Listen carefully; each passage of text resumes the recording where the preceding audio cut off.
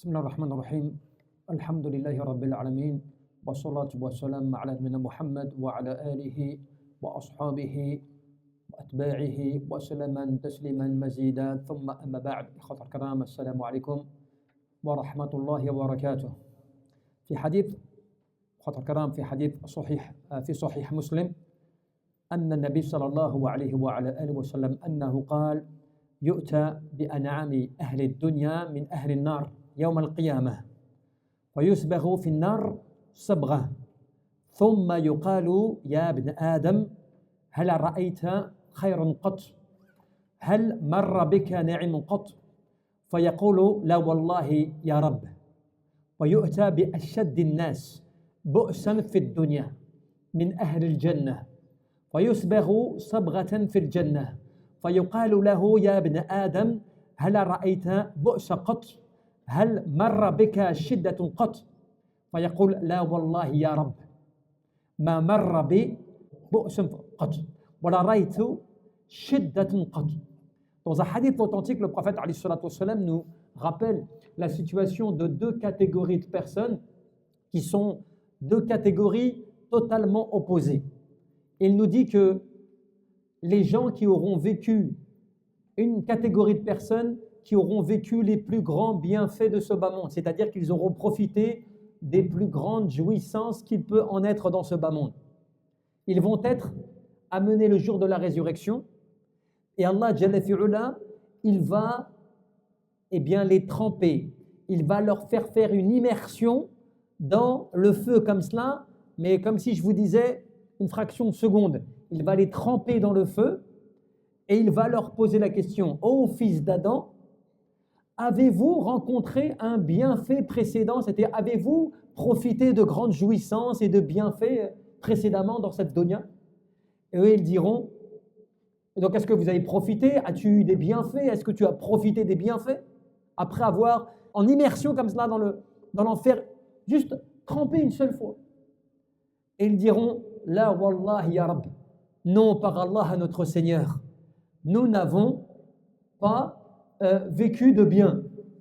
C'est-à-dire que à ce moment-là, ils vont oublier tout le bienfait et toutes les jouissances qu'ils ont pu avoir, et pourtant ce sont ceux qui ont vécu le plus de jouissances et le plus de bienfaits dans ce bas monde. Et ensuite,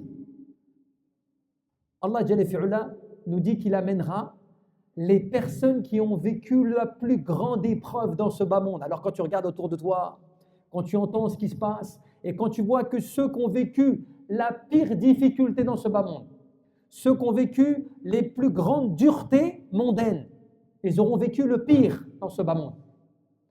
Allah Jalla fi'ula, il va, le jour de la résurrection, les prendre et les tremper comme cela, pareil.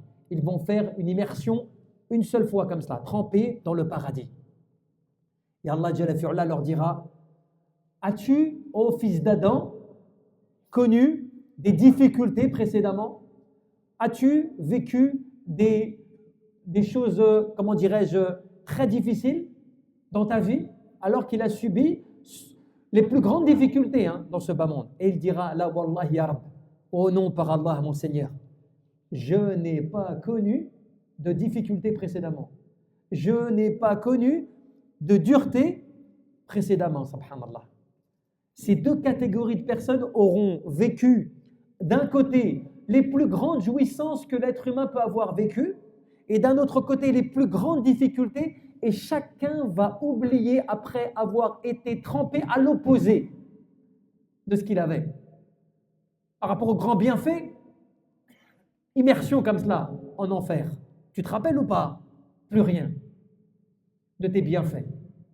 Et pour les difficultés, immersion comme cela, fil jannah, au paradis. Tu te rappelles ou pas de tes difficultés? Plus rien. En fait, le cœur, l'âme et l'esprit aura goûté, ne serait-ce qu'à une fraction de seconde, au bienfait du paradis, et d'un autre côté, à la dureté de l'enfer, que cela va lui faire oublier tout ce qu'il a pu avoir vécu précédemment, en bien ou en mal. qu'Allah Azza wa Jalla nous protège de cela. Pour vous dire à quel point cela, ça t'en renvoie à une réflexion. tu ne pourras jamais comparer ce bas monde par rapport à l'au-delà. يعني ما أهون الدنيا بجوار الآخرة فلا يقاس فن ببقى. Tu ne pourras jamais comparer, tu ne pourras jamais faire un parallèle entre ce bas monde, c'est-à-dire entre les jouissances de ce bas monde et la difficulté de ce bas monde par rapport aux jouissances de l'au-delà et la difficulté de l'enfer. Tu ne pourras jamais. Tu peux imaginer, parler, exprimer, dire oui, je comprends, oui, ça doit être dur, oui, ceci, oui, cela. Eh bien, cela, ça te renvoie à une chose, subhanallah. Quand tu vois que fait de dunya, quand tu profites des bienfaits, tous les bienfaits d'Allah, eh bien, tu t'en réjouis, tu en profites, au point que des fois, tu oublies les ordres d'Allah, subhanahu wa ta'ala. Tu oublies les obligations d'Allah, tellement tu es bien dans ton plaisir, alors que ce plaisir, il ne représente rien par rapport à l'au-delà. Et de la même manière, celui qui subit une calamité inexpliquée, des calamités et des malheurs insurmontables qui nous semblent être, eh bien cela n'est rien par rapport à la jouissance de l'au-delà qui lui fera oublier tout cela. Et vous savez, les ulama nous disent quoi dans le hadith? C'est-à-dire que بأكثر الناس كان ينعم في الدنيا وأشدهم نعيما في بدانه وثيابه وأهله وسكنه ومركبه وغير ذلك. La personne qui aura vécu le plus grand bienfait dans sa santé ou dans ses vêtements ou dans sa demeure ou dans ses montures ou dans peu importe les plus grands bienfaits que tu auras connus dans ce bas monde, cela tu vas les oublier en une fraction de seconde lorsque la personne qui aura vécu cela, elle va être trempée comme cela une seule fois, dans l'enfer. Tu vois? Et les ulama te disent quoi? Ils te disent, quand tu vois l'adorateur, il dit la wallahi ya Rabb, il prend à serment, al-qasam kadalik, il prend et il jure par deux fois. Il dit wallahi et ya Rabb.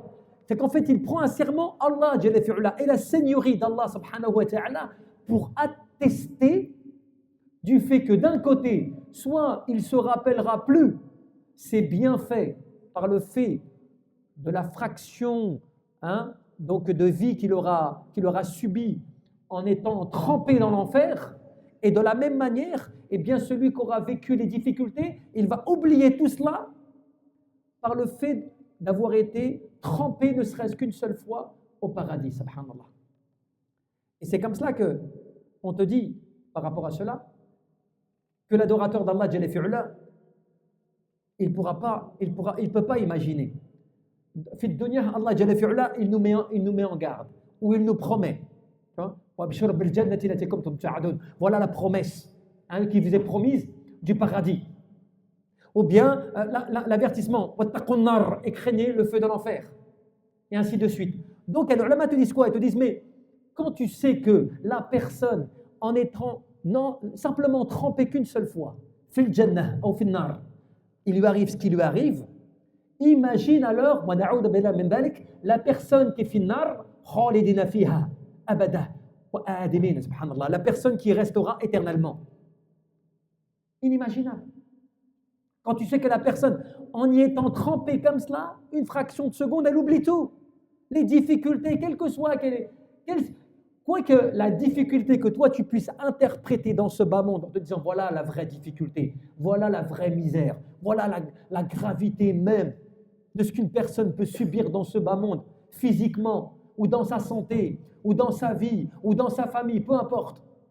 La pire des choses que tu puisses imaginer dans ce bas monde, cela disparaît lorsque la personne est trempée en immersion comme cela au paradis. Subhanallah.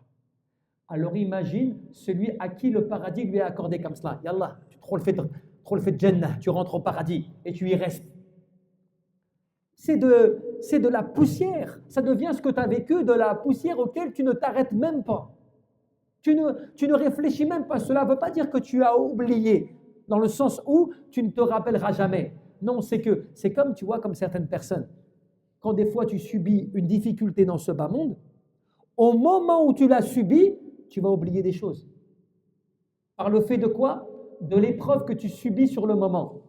Quelqu'un, par exemple, il est avec son enfant. S'il subit là, sur le moment, avec son enfant, une calamité, lui, il va oublier qu'il est avec son enfant. Il va oublier qu'il y a son enfant avec lui. Tellement peut-être l'épreuve qui va le toucher, eh bien sur le moment, on lui fait oublier ce qui se passe autour de lui. De la même manière, la personne qui est heureuse, qui est contente, qui subit un grand bienfait, qui reçoit une grande chose comme cela, hein, on va parler de biens matériels. Tu vas voir quelqu'un, à la fin du mois, il a travaillé durement et tu viens, tu lui donnes son salaire multiplié par 10. Il se peut qu'il va être tellement content qu'il va sortir de son travail en oubliant ses vêtements, en oubliant ses papiers, en oubliant tout. Tellement il est heureux, tellement il est content de ce qu'il vient recevoir sur le moment. Subhanallah. Mais là, c'est multiplié par 100, par 1000. C'est-à-dire que là, tu te rends compte véritablement d'une chose que tu palpes par rapport soit à Nar ou par rapport à Jannah. Un des deux. Et là, tu comprends. Qu'est-ce que ce bas monde par rapport à l'au-delà, si ce n'est qu'une chose vraiment vile, éphémère, une jouissance temporaire, qui va te tromper par rapport à ce bas monde et par rapport à l'au-delà. Et donc tu as les gens qui croient en Allah subhanahu wa ta'ala, qui agissent pour Allah azza wa jal. Pourtant, si tu te laisses aller comme ça en te disant oui, mais tu vois, les bienfaits quand même, ils sont bien là dans ce bas monde, j'en profite, ça me fait du bien, tu vois, je suis content. Mais le pire, c'est que si tu profites de cela, tu n'as pas le temps de retourner vers Allah et que tu profites de cela, dans ce qui est caduc, elle est là la gravité, c'est le regret. Tu n'as plus de quoi revenir en arrière. De la même manière, si tu délaisses les limites d'Allah, tu délaisses l'ordre d'Allah et de son prophète pour jouir de ce bas monde, pour profiter de ce bas monde. Mais tu vas le regretter puisque dans l'au-delà, c'est incommensurable, c'est incomparable. Tu ne peux même pas comparer entre les deux. C'est comme ça que les ulama te disent quoi? Ils te disent, dans ce hadith, qu'est-ce que tu comprends?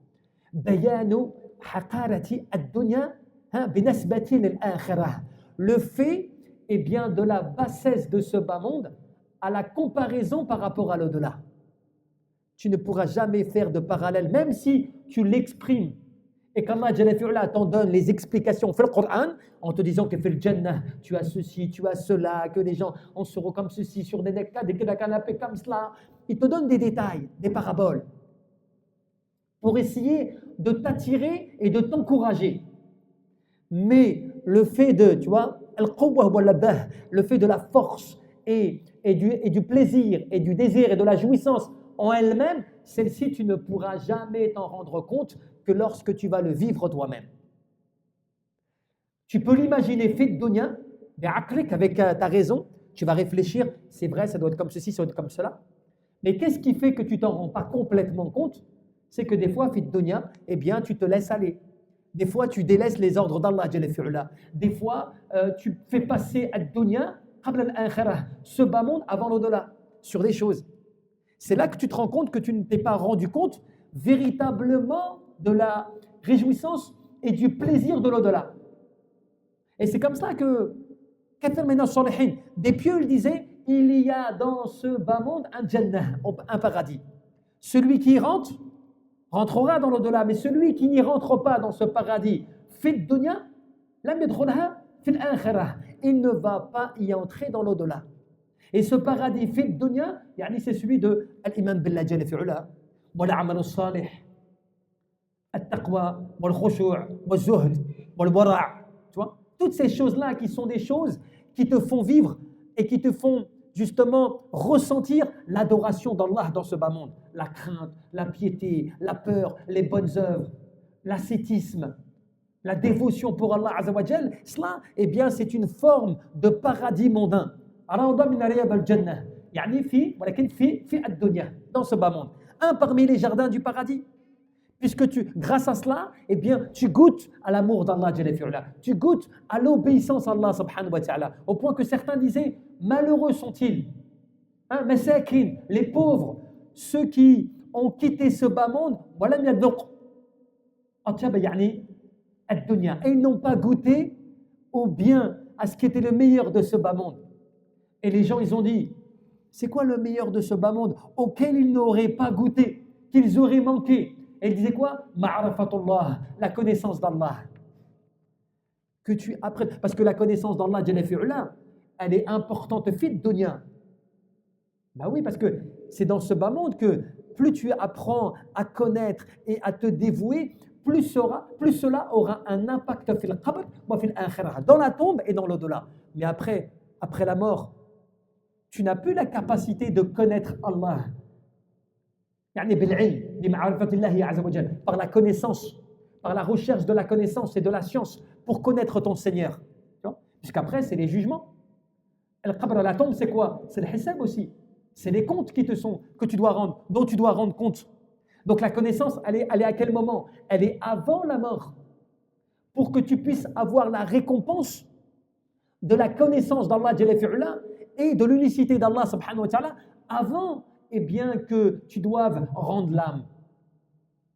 Et c'est pour cela qu'on ne se rendra jamais assez compte. Et nos œuvres le démontrent, que l'on ne se rend jamais assez compte de la connaissance de l'au-delà. Alors tu vas me dire, oui, mais comment on fait alors? Parce que bon, on pratique, alhamdoulilah, on apprend notre religion, mais comment est-ce qu'on fait alors pour pouvoir justement ne pas manquer cela? Eh bien, c'est là que tu te rends compte que c'est le fait d'être au maximum avec la parole d'Allah Jalla fi'ula. Al-Qur'an, kalam Allah subhanahu wa ta'ala, fi hayatik. Dans ta vie, tu mets au maximum l'importance de cette parole dans ta vie, tous les jours. Par le fait de le lire, par le fait de le méditer, de le comprendre, tu vois, d'essayer de le mettre en application, d'essayer de te rapprocher au maximum de l'obéissance d'Allah Jalla fi'ula. Allah subhanahu wa ta'ala wa rasoulih. Le fait d'obéir à Allah et à son prophète, de t'éloigner de tout ce qui peut être néfaste pour toi. Profite, efforce-toi de ce qui va être utile pour toi, c'est-à-dire à quel moment? Dans l'au-delà. Tu vois? Et recherche secours, recherche assistance auprès d'Allah. Pourquoi faire? Pour que Allah Jalla fi'ula, il te donne la force de l'adorer, la force de te dévouer à lui. Parce que si toi, il ne faut pas que tu l'oublies, si tu n'as pas le tawfiq min Allah Jalla fi'ula, si tu n'as pas le fait que Allah Jalla fi'ula te donne la réussite dans ce bas monde, tu ne vas pas atteindre le bonheur, puisque cela dépend d'Allah Jalla fi'ula. Iyyaka na'budu wa iyyaka nasta'in, ça émane de cela. C'est toi que nous adorons et c'est à toi seul que nous demandons quoi? Al-isti'ana, le fait de demander l'aide et l'assistance d'Allah Jalla fi'ula. Pourquoi? Pour l'ubudiyah, pour le fait que tu puisses t'adonner à la servitude à l'égard d'Allah. Et que si tu n'as pas cette assistance, tu ne pourras pas arriver à tes objectifs. Et ad-dunya, tu sais très bien, c'est toujours mis à disposition, c'est sur un plateau pour toi. Tu peux en profiter facilement, tu peux y accéder facilement. Tout cela, c'est à disposition. Mais, tu sais, le cercle, la sphère de ceux qui craignent Allah Jalla fi'ula, de ceux qui sont min awliya illah subhanahu wa ta'ala, parmi les rapprochés d'Allah Jalla fi'ula, ce n'est pas donné à toute personne comme cela qui veut le faire. Non, c'est à celui qui va بإرادته وبمحبة الله سبحانه وتعالى وبأنسه بالله جل في علا في حياته ووحشاته مما سواه. C'est par le fait de celui qui va le vouloir, par celui qui va aimer Allah Jalla fi Ula, par celui qui va faire l'effort de vouloir créer cette proximité avec son Seigneur, par celui qui va s'adonner à Allah Jalla fi Ula en l'adorant sans rien lui associer, sans rien lier avec Allah subhanahu wa ta'ala. Parce que tu sais, des fois tu vas me dire, oui, mais moi j'adore Allah, je ne mets pas d'associé. Moi, alhamdulillah, mon Seigneur c'est Allah. Moi j'en suis convaincu. Mais l'associé, il vient de quelle manière? Bid-dinar wa darham, bid-dunya, al-hub ad-dunya, wa hub al-awlad, des choses comme cela. L'amour de ce bas monde, l'amour de l'argent, l'amour de dunya, l'amour des enfants qui vient prendre le dessus sur ton adoration d'Allah Jalla fi Ula, qui vient te perturber dans ton adoration d'Allah Azza wa Jal. La tulhikum amwalukum wa la awladukum an dhikrillah. Wa ma yaf'al dhalika fa ulaika humul khasirun. Allah Jalla fi Ula, il t'a donné la preuve que vos biens et vos enfants ne vous détournent pas du rappel d'Allah. Car certes, ceux qui agissent de cette manière, voilà les perdants. Voilà les perdants. Donc ce qui prouve que eh bien, les biens mondains et toute la progéniture comme cela, ce qui ne veut pas dire l'enfant à proprement parler, ça veut dire aussi la richesse que tu as, rizq min Allah Jalla fi Ula. بالمال والأولاد. Tu vois? Parce que الرزق من الله جل في علاه, la subsistance d'Allah, c'est pas simplement ce que tu manges et tu bois.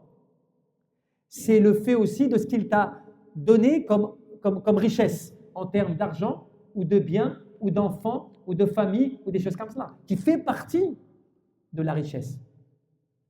Tu vois, de risque, du fait de la subsistance qu'Allah t'a donné. C'est cela qui ne doit pas te détourner du rappel d'Allah. Cela ne veut pas dire tu ne vas pas les calculer, tu ne vas pas donner d'importance. Non, cela veut dire que tu peux donner de l'importance, tu peux les aimer, tu peux vouloir tout cela, mais cela ne doit pas te détourner du rappel d'Allah. Et te détourner du rappel d'Allah, c'est que cela ne doit pas te faire manquer tes prières obligatoires, t'éloigner de la mosquée, t'éloigner du Coran, t'éloigner des hasanats, des bonnes actions que tu peux faire, t'éloigner des aumônes que tu peux faire, que tu ne fais pas à un profit mondain ou à un profit, tu vois, personnel, des choses comme cela. Tout cela, eh bien, peut te détourner. Allah Jalla fi'ala, c'est trop long, mais Allah Jalla fi'ala te le rappelle à combien de reprises cela dans le Coran, que les biens et les enfants ont un impact dans ton adoration. Al-mal wal banoun, zinatul hayat ad-dunya. Tu vois? Les biens et les enfants, eh bien, ce ne sont que l'ornement, la décoration, l'apparence, la vitrine. وَالْبَاقِيَاتُ الصَّالِحَاتُ خَيْرٌ عِنْدَ رَبِّكَ ثَوَابًا وَخَيْرٌ أَمَلًا. Mais il te rappelle que al-baqiyat as-salihat, qui peuvent être al-tahlil, wal-takbir, wal-tahmid, wal-tahlil, tu vois, tout cela, wal-tahmid, la ilaha illallah, Allahu akbar, subhanallah, walhamdulillah, wa la ilaha illallah, wa la hawla wa la quwwata illa billah. Toutes ces paroles-là sont des paroles qui t'apporteront des récompenses énormes. كنز من كنوز الجنة كذلك. Cela fait partie même des trésors du paradis, dont tu ne te rends même pas compte que cela remplit ta banque de hasanat et de bonnes œuvres, donc que tu vas retrouver Yawm al-Qiyamah. Et pourtant, tu ne l'as pas vu quand tu l'as dit. Tu ne les as pas vus. Tu n'as pas vu cet argent-là. Tu n'as pas vu cette richesse. Mais elle est enregistrée. Et comment, toi, tu dois être convaincu de cela? Tu dois être convaincu parce que tu fais partie de ceux qui alladhina yu'minuna bil ghaib. Tu fais partie de ceux qui croient en le ghaib, donc au monde de l'invisible, que les anges, ils notent tout ce que tu dis, tout ce que tu fais, tout ce à quoi tu t'adonnes. Donc tu es convaincu de cela, et c'est cela qui te fait que tu sais que tout ce que tu vas faire, c'est enregistré, ce n'est pas perdu. Alladhina yakhshawna rabbahum bil ghaib, lahum maghfiratun wa ajrun kabir. Allah Jalla fi'ala te dit, hein, ceux qui craignent Allah alors qu'ils ne le voient pas. Ils craignent Allah, mais ils ne le voient pas. Et Allah, il te donne la récompense de ceux qui sont comme cela. Il te dit, ils craignent Allah et ils ne le voient pas. Et bien pour cela, ils auront une énorme récompense.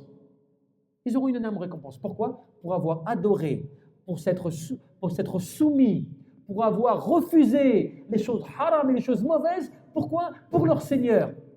Et qu'ils n'ont pas vu. Parce que le fait de voir Allah Jalla fi'ala, jaza' min Allah azza wa jalla, c'est une récompense. C'est une rétribution des gens du paradis qui n'est pas donnée à tout le monde. C'est pour cela que Ahlun Nar, les gens de l'enfer, eh bien, l'une des plus grandes punitions qui les touchera, c'est le fait qu'ils ne peuvent pas voir Allah Jalla fi'ala. Ils seront voilés, ils ne pourront pas le voir. Cela, c'est la punition, parce que le regard porté vers son Seigneur, c'est le plus grand plaisir et le plus grand délice des gens du paradis. Donc il n'est pas possible que cela soit accordé à ceux qui n'ont pas cru en lui. Tu vois? Allahu a'lam, tabaraka wa ta'ala, yarzuqna al-ikhlas fil qulub wal amal wan niyyah.